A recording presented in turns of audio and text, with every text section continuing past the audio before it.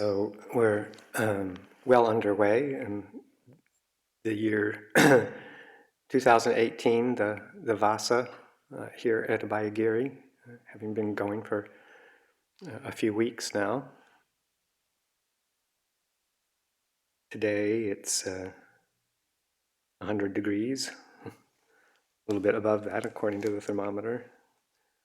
Smoky air from the large fires nearby.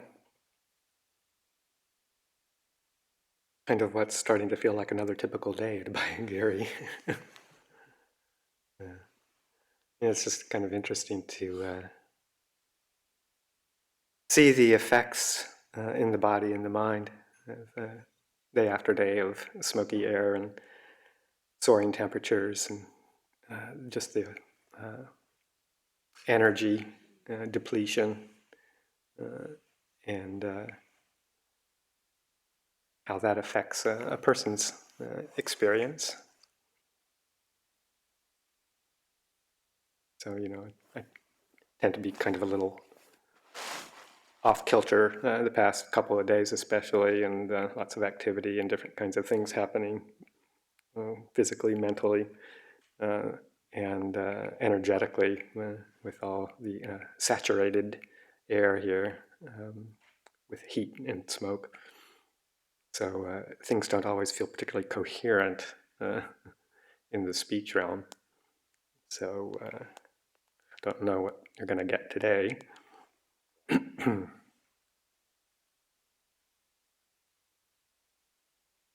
But part of our practice is learning how not to be fooled by causes and conditions in the world. They change, they vary, often pleasant, also quite frequently unpleasant, and we have to find our balance of equanimity with all of those variations. That's a huge part of our practice.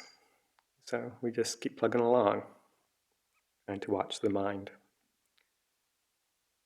Trying to watch the mind and also the activities of the mind, body, speech, and mind.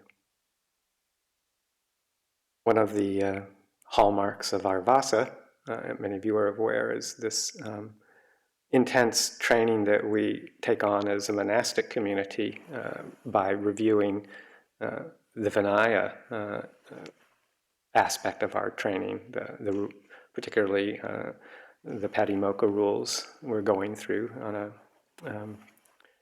regular 2 or 3 times a week basis in various ways that we approach it. But we've been beginning that now. We've been doing that for a few weeks. And always find that very fruitful because I think, as I mentioned before recently in some reflections, the Dhamma Vinaya is a teaching that is the teaching that the Buddha taught. He didn't teach just the Dhamma. He taught the Dhamma Vinaya. And again, that is so important, this balanced perspective of it's not just a mental training, but it's a training of all aspects of our experience, including actions of the body and actions that come out in the form of speech, as well as the activities of the mind, because they're all intimately tied together, influence each other, support each other, or drag each other down, depending on the wholesomeness, skillfulness that we enter into the practice with, the practice of Dhamma Vinaya. So it's this balanced approach between the teaching and the training, as it's sometimes translated, Dhamma being teaching, Vinaya being training, and whether we're monastic or householders, lay people, it's still the same. We have different ways of observing our precepts and training particularly in the body and speech activities, but the core is the same, and certainly the Dhamma teachings are all the same. So the monastic approach is a bit more detailed and nuanced and intensified training of body and speech, but the principles are all the same. So that's what we're engaged with during this this Vasa period.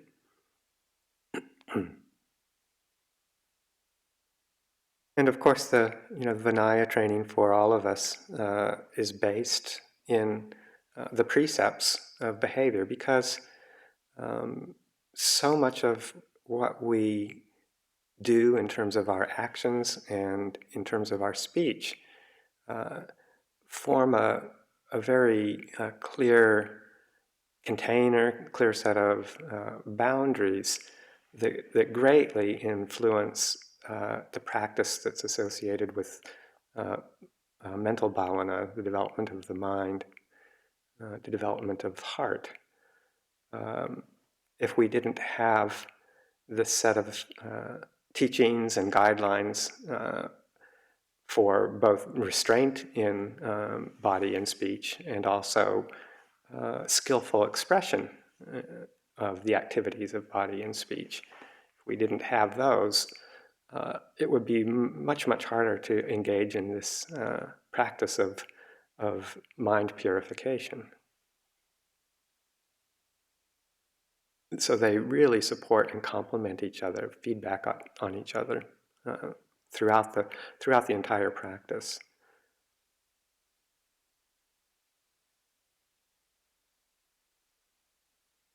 The 5 precepts that serious lay Buddhist practitioners follow form the bases, as most of you know, for the 10 courses of wholesome action.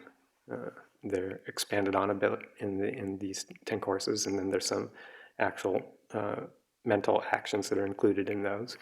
But essentially an expansion on the 5 precepts.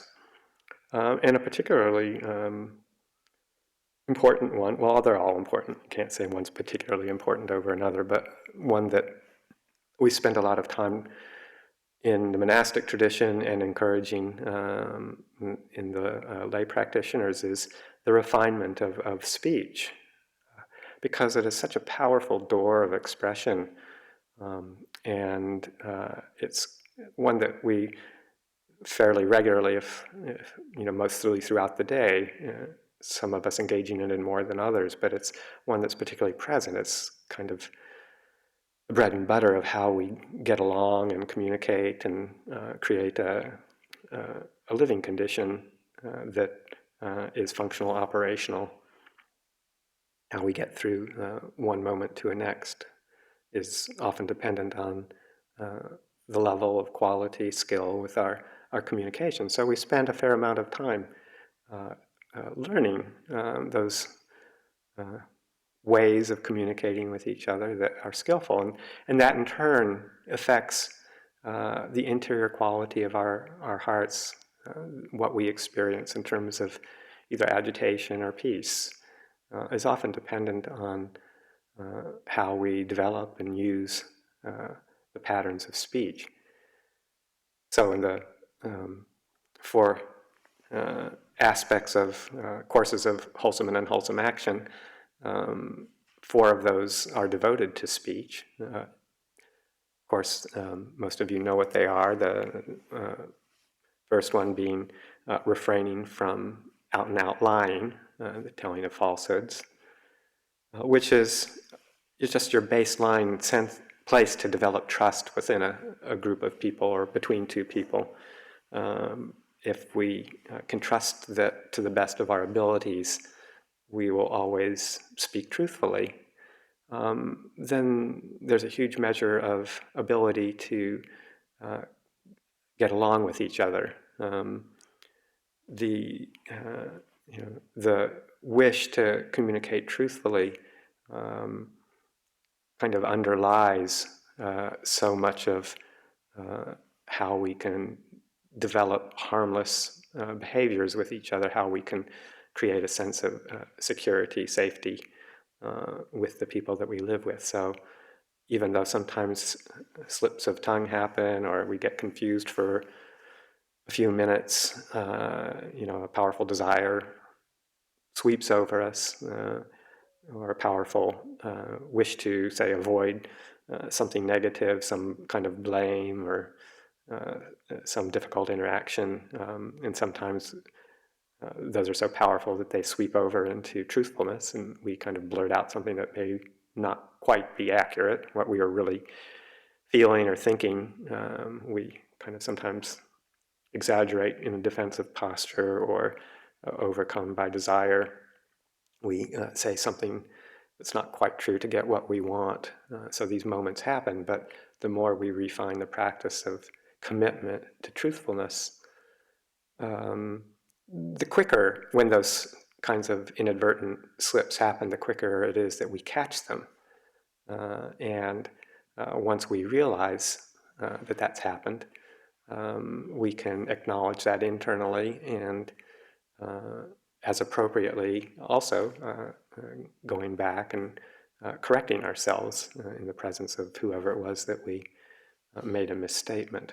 And of course, in the monk's rules, as an ordained bhikkhu, when that happens, we actually make that a formal part of our confession acknowledgement every couple of weeks, or sooner if we need to, so that we try and keep that very intention for truthfulness right at the forefront of our speech, and develop certain ways to help keep that very clearly, very closely on the top of the agenda.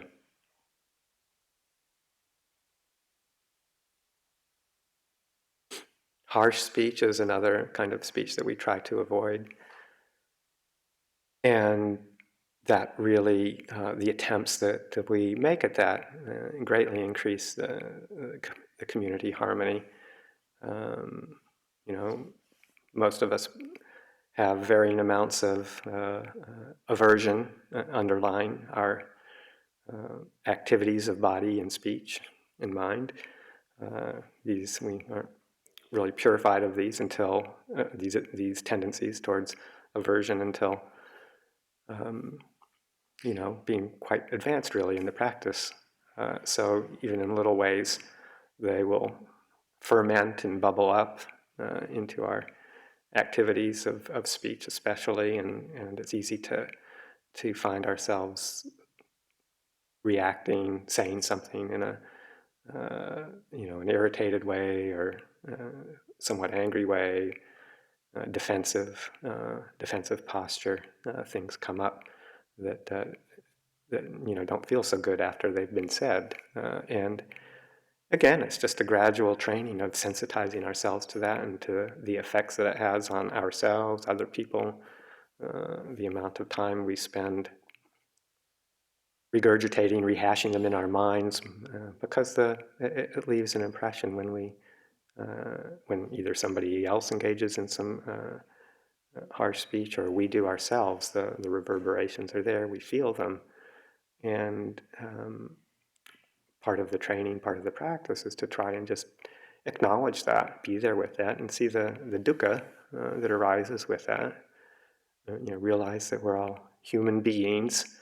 We all act on these things because we just aren't perfect yet, and do what we need to do to make any amends, and then look at the underlying qualities, deal with the energies that are supporting those choices of speech, and just work gradually to try and clean it up and reduce it, and operate from a bit more peaceful, kind, skillful state of mind. So it's an incredibly important part of the training to recognize and work with harsh speech. It's a real clear mirror as to what can be going on and the energies underneath us. And it's a real opportunity, um, if we do it skillfully and do it without self-blame or external blame or trying to justify, if we just kind of really experience these supportive energies underneath this kind of speech, if we just really explore it with a sense of tender honesty and forgiveness to ourselves, forgiveness to other people, then we can learn from that and really start to see how speech affects the quality of our mind in that way.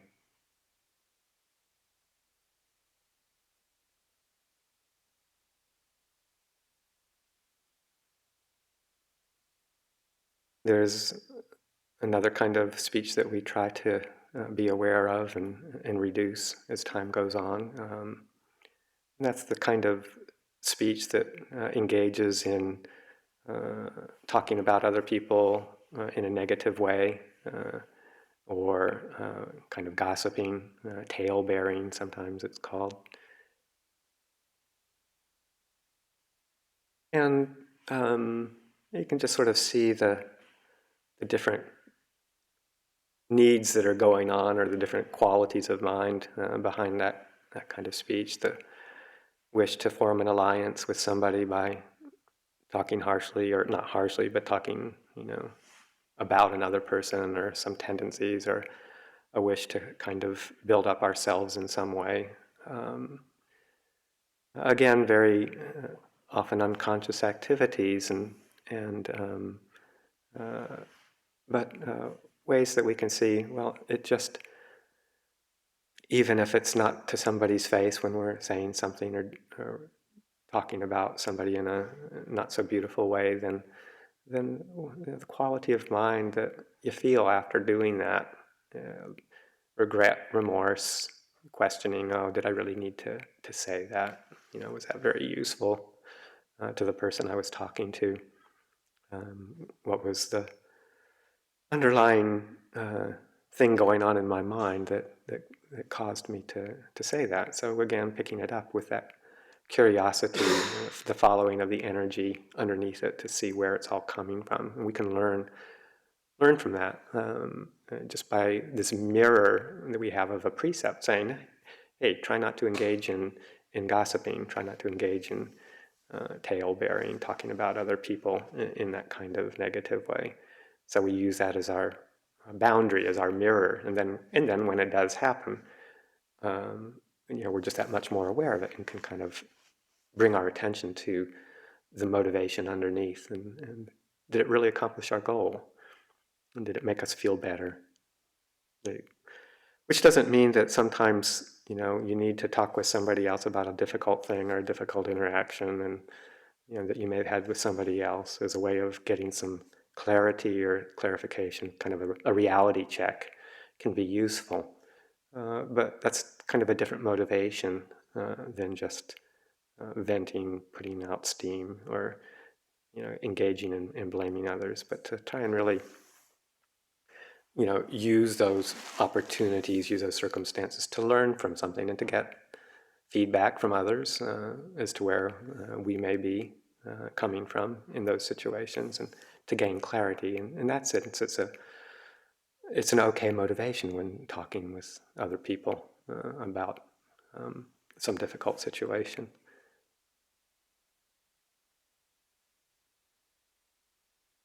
One kind of thing that I picked up when I was beginning my practice as a layperson before I was a monk was in the work situation. I've often mentioned this before, that there were a few of us working together, and two of us who were working as a team often found ourselves complaining or griping about a third person because of what we perceived as difficult or irritating kinds of things. And after a while, both of us realized that it didn't feel like it was actually improving. The way we were doing it wasn't improving the functioning of the communication between all three of us. So we acknowledged that with each other, the two of us, and then developed this kind of technique of when we noticed that one or the other was moving into that realm of maybe a little bit of gossiping or complaining about the third person, that we caught ourselves and pointed it out, and then just said, okay, now that we've said that, or now that I've said that, what are two good things about that person? So it would kind of help balance out so for every one kind of, negative comment that we would find ourselves saying, we would catch each other and say, okay, what are two good things that you can say about that person?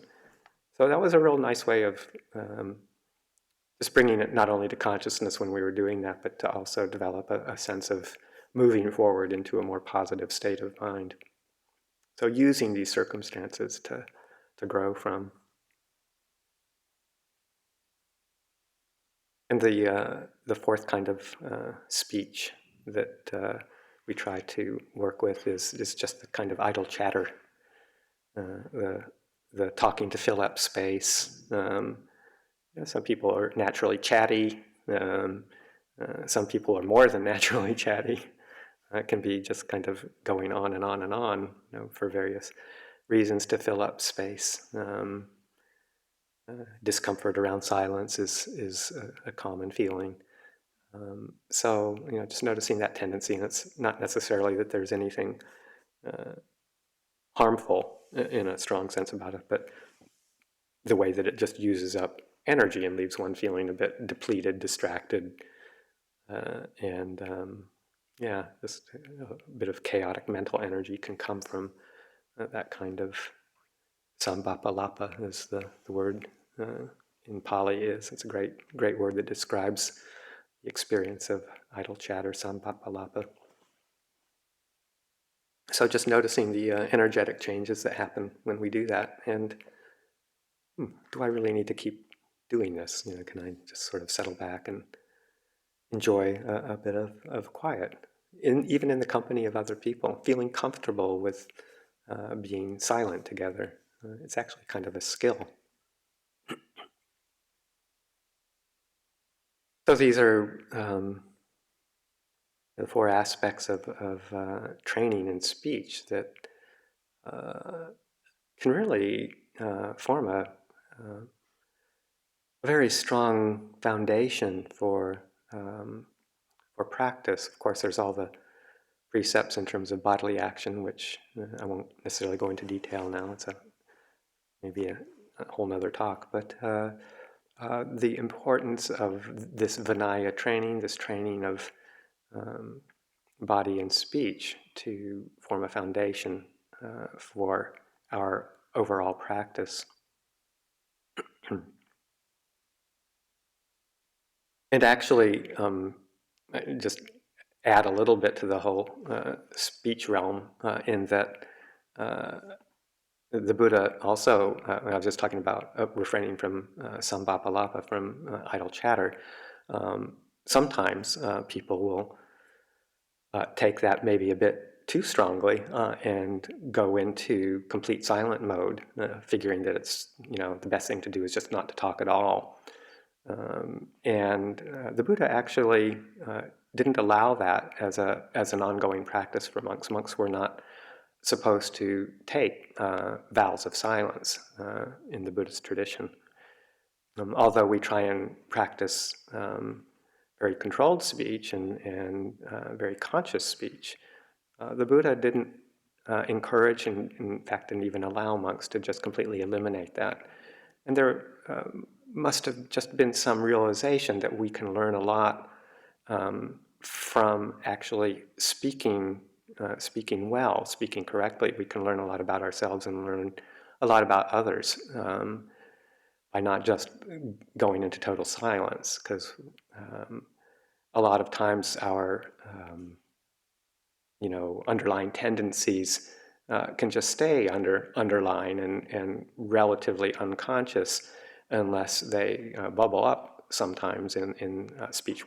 If we're really actively repressing speech out of fear of saying something maybe unskillful, or just as a way of withdrawing from what sometimes feels like the painfulness of human interaction, then we're not allowing ourselves to kind of experience and see the effects of those tendencies. They're just kind of pushed down there and unrecognized. And it's not that we want to encourage unskillful tendencies to be expressed, but that we want to develop skillful ways to speak.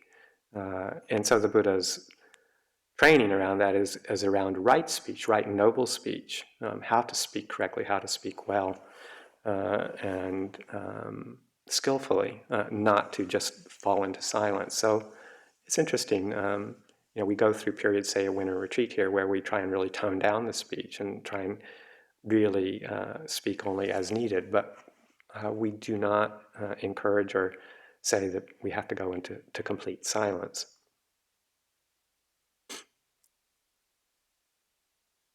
And even in, our every 2 weeks, the community members will get together in various groups to have a kind of a sharing circle, community meeting to talk about any kinds of issues that have come up for them internally or within the community, and everybody has a chance to go around and practice expressing themselves. And it's not an absolute requirement that people say everything or people say something every time, but it's very much encouraged to do that.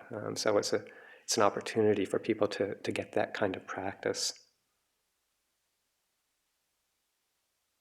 So not only are we refraining from unskillful patterns of speech and behavior, but we're also really trying to actively develop skillful patterns of behavior and speech.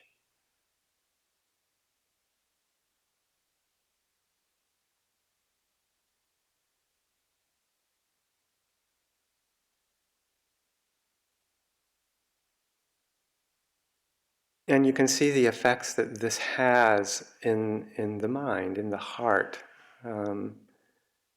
because say just along the lines of speech, the precursor to speech is what the Buddha calls vaci Sankara, verbal formations, essentially also equated as in the Pali word vitaka, thinking, the thinking process.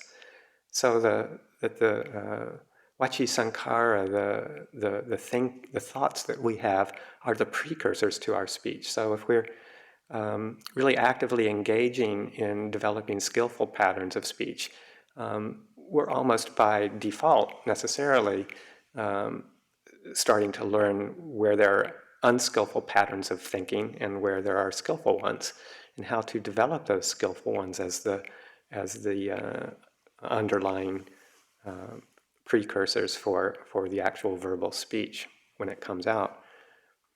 So these activities of body, speech, and mind are very much seriously intertwined, influence each other greatly. And as we develop patterns of skillful speech, we can really see how it really does make a difference in the experience of the mind. Thinking thoughts that are useful and supportive and intended to be helpful creates a sense of balance and ease within the mind itself, within the heart itself. Just as any kind of engagement in skillful activity and avoidance of unskillful activity has its effect in the heart as well. We get to experience the results of these skillful ways of expressing ourselves, and it brings up a sense of gladness and peace and hope, hope that things in our world, internally, externally, will become gradually more bearable, pleasant, easy to be with. So they have their effects.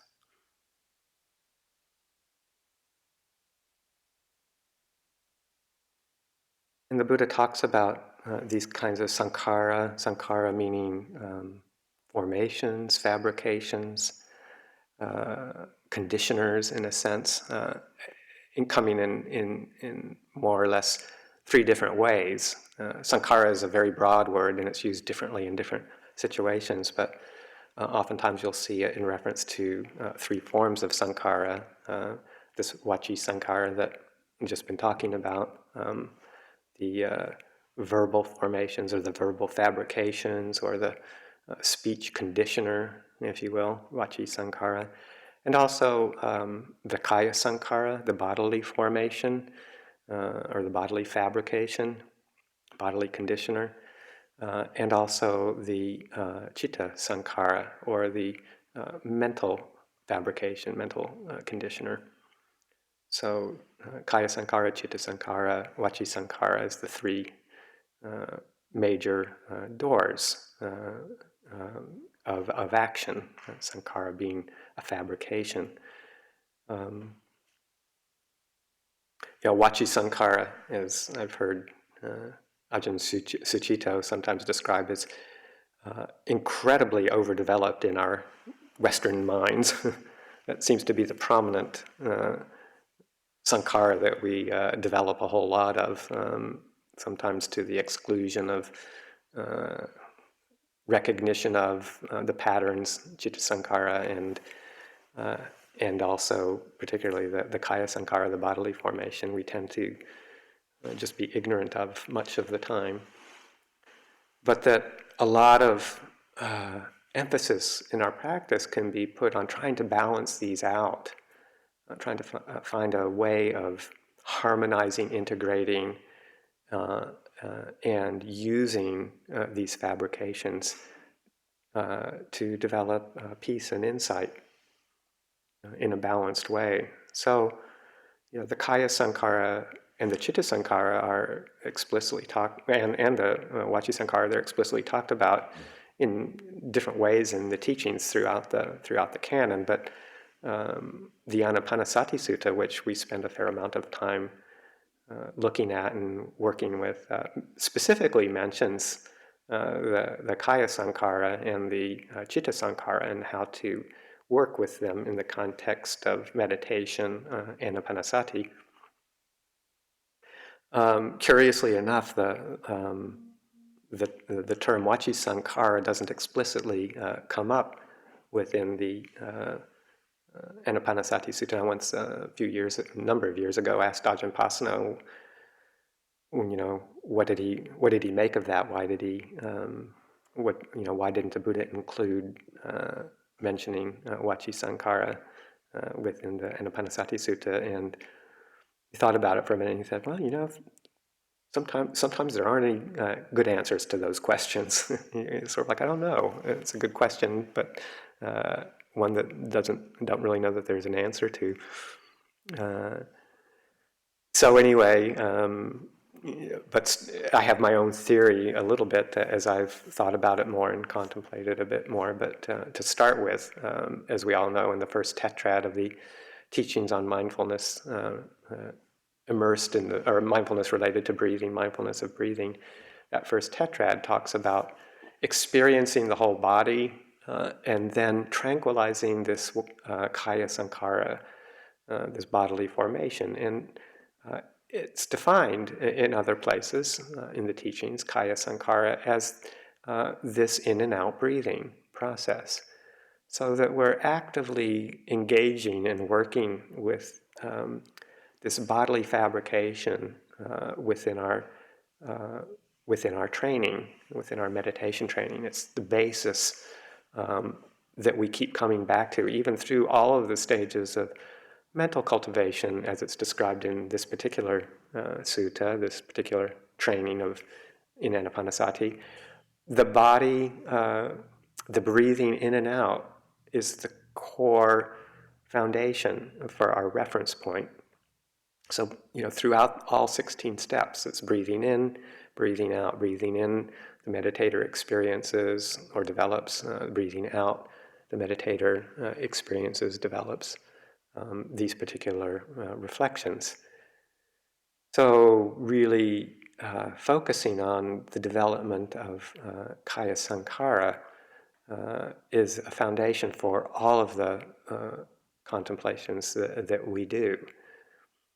And it's so important because it's an ignored aspect oftentimes of our experience. We go through the day very rarely actually noticing the body, unless it's screaming out in pain or seeking some sort of sense pleasure. We are often lost in this world of mental formations, and particularly verbal formations, the thinking mind. So bringing ourselves back to the kaya sankara, the in and out breathing, the experience of the whole body, whatever activity we're engaged in, the more we can repetitively refer back to that experience, the more skilled we will become in recognizing uh, the interior mental states as well, and how to develop them properly. It's a point of reference that brings us into the here and now, into the presence, into the present moment, into the actual experience, in a very tangible experience of all of the mental states that get us wound up. We can feel the effects in the body, and that's where we can most clearly know them. Development of kaya sankara helps us to be able to tune into all the energies that go through the body in terms of desires and aversions and confusions throughout our daily experience. So that's highly encouraged right in the very first stages of contemplative practice, to develop this clarity of bodily experience, particularly as moderated by the breathing. And you can really, if you tune into your breathing, you can see how you can read mental states. Is the breathing getting quicker? Is it getting shallow? Is it getting deep? Or are we having trouble catching our breath? Where do we notice it? Is it all cramped in one place? Is it tight?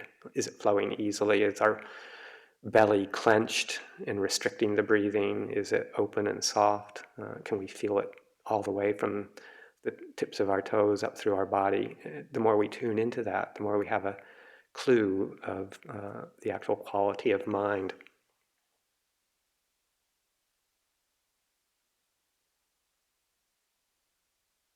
And we can use the breathing to help alter the quality of that mind too. We can actively engage if things are feeling a bit tense or difficult.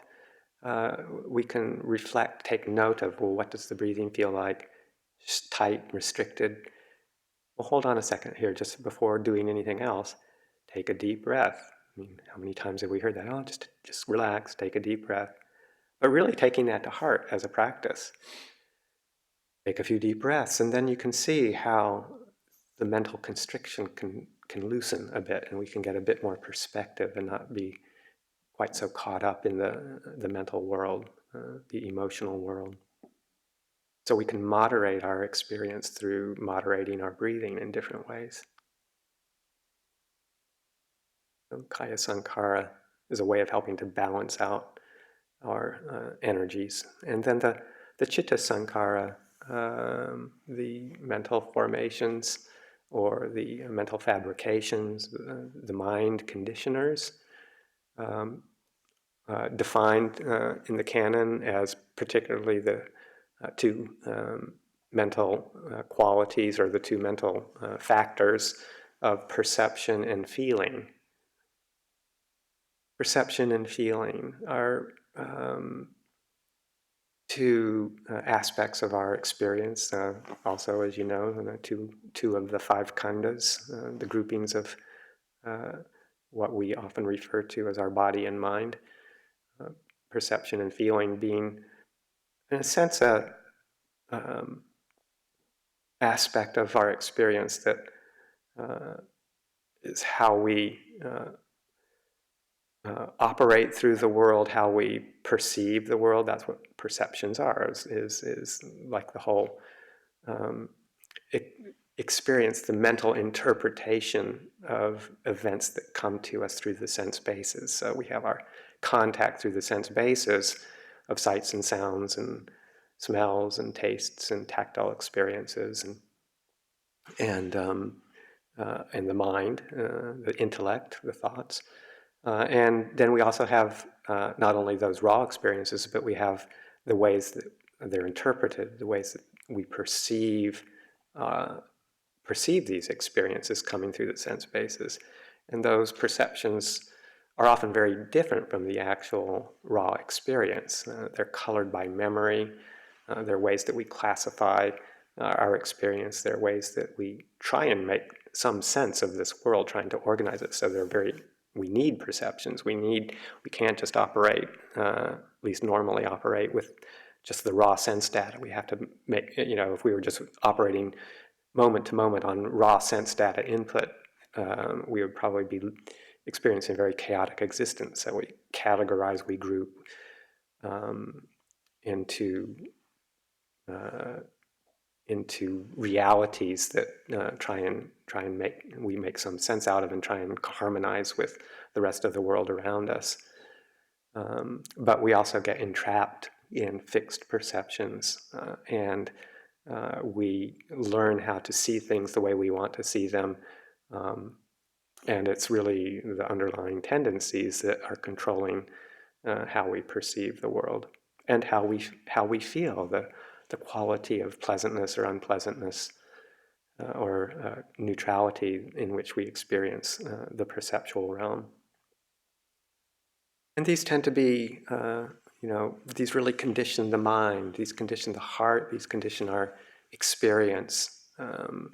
When we dwell in fixed perceptions, fixed notions of people and events that we can bring up again in memory and re-experience almost the whole same event over and over and over again by bringing them up and rehashing them, and then sometimes kind of altering them a little bit and maybe exaggerating them based on trying to improve the quality of our feeling experience. So, something feels really bad, we have a bad memory, we go back, we revisit it, we try and rewrite it to make it feel better, or, to say what it was that we really should have said, or so we can get really super engrossed in the realm of perception and feeling, particularly mental perception and mental feeling, in trying to fabricate a reality that's a bit more pleasant.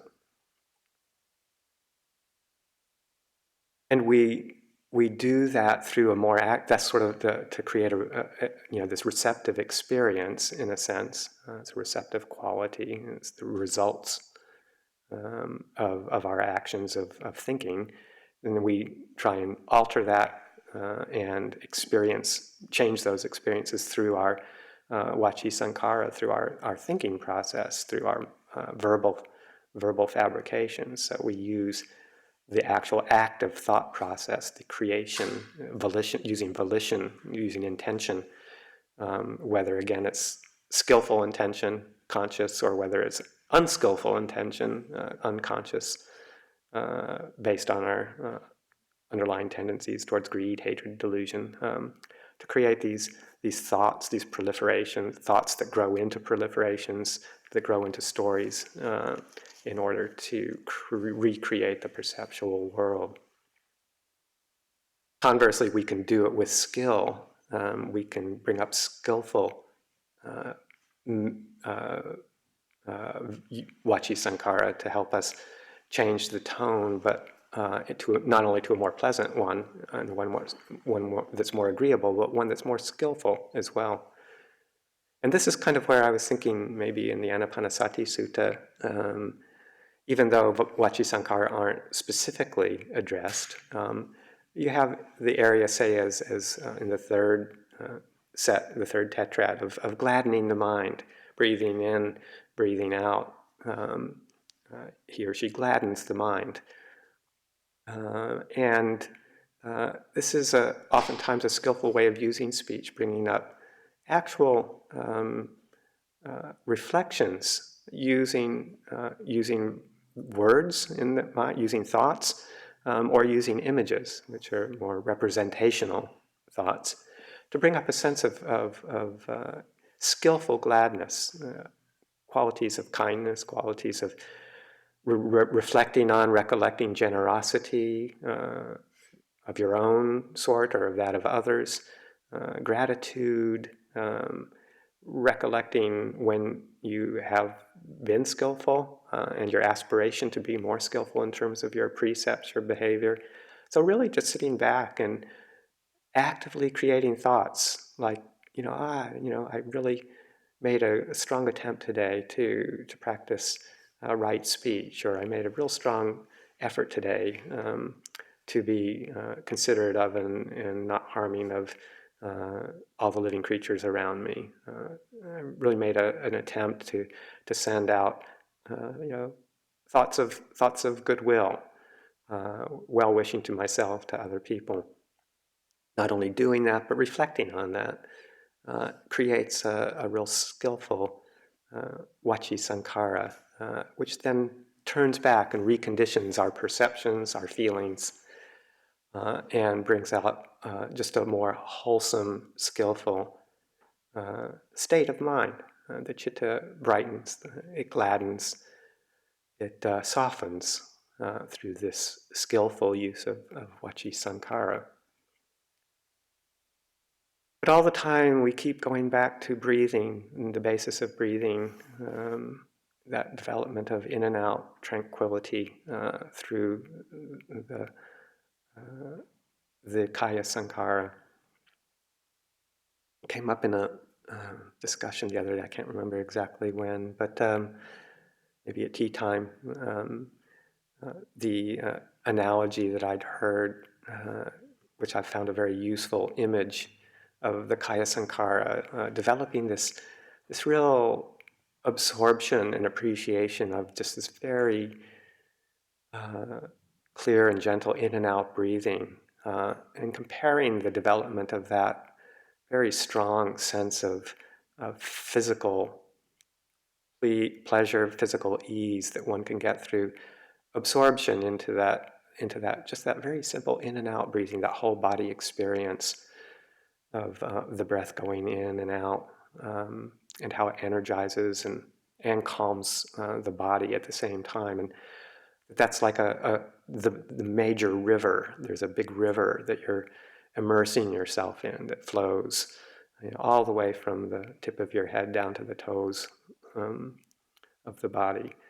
This river of in and out breathing, and that all the little mental activities, the perceptions, the memories, the different feelings that arise in this mental world during the process of meditation, those are all like the little tributaries that are feeding into this big river of the bodily energy, the in and out breathing, and that whether they're skillful ones or unskillful ones, these images and thoughts and perceptions that are continuously arising due to past karma, past conditioning, they're arising for better or for worse.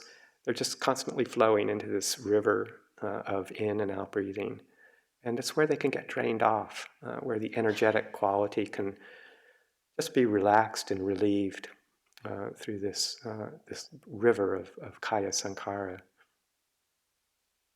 And so this is how those three Sankharas can be balanced and used in our practice, the three formations, the three fabrications, developing that river of Kaya Sankara to experience and understand and receive the aspects of Chitta Sankara, the perceptions and feelings as they arise, and the development of the verbal fabrication in a skillful way to enhance that positive, wholesome quality of mind. So we can skillfully use speech, we can skillfully use the reflective process to really develop peaceful, wholesome states of mind that really, really change our experience, both internally and how we express it with others in the world. So just a few rambling thoughts on a Sunday afternoon, and I'll leave it there for today.